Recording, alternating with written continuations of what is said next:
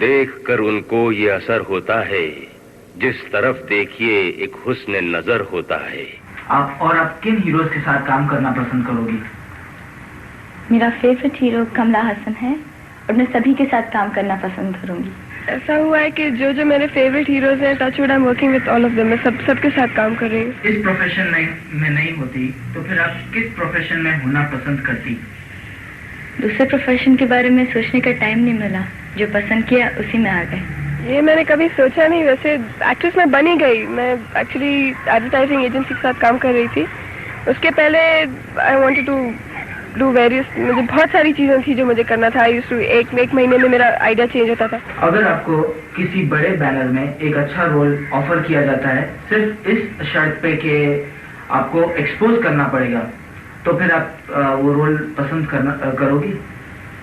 मैंने सबसे बड़े बैनर में पहली पिक्चर की है, विश्वात्मा, और उसमें मुझे एक्सपोज करना नहीं पड़ा। हालांकि रोल बहुत अच्छा है, मेरे हिसाब से तो बहुत ही अच्छा रोल था।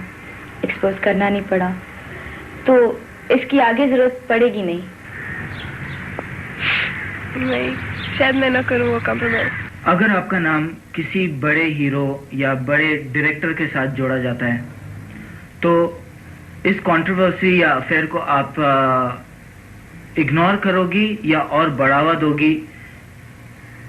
मैं इग्नोर कर दूंगी, ध्यान नहीं दूंगी इस तरफ, क्योंकि ये सब चीजें ज्यादा मायने नहीं रखता। ये सब होता ही है फिल्म इंडस्ट्री में, ये सब होना ही है। ये सब हुआ नहीं तो फिल्म इंडस्ट्री नहीं है। ऐसा है, तो इसकी तरफ से ध्यान हटा दो तो ही कुछ बन सकते हो। अगर इसकी तरफ ध्यान जाएगा तो you can't be successful in life. On the country, ऐसी चीजें हैं विच वन शुड जस्ट मतलब हंस के ले लेनी चाहिए। This is all in the STRIDE, this all in the game.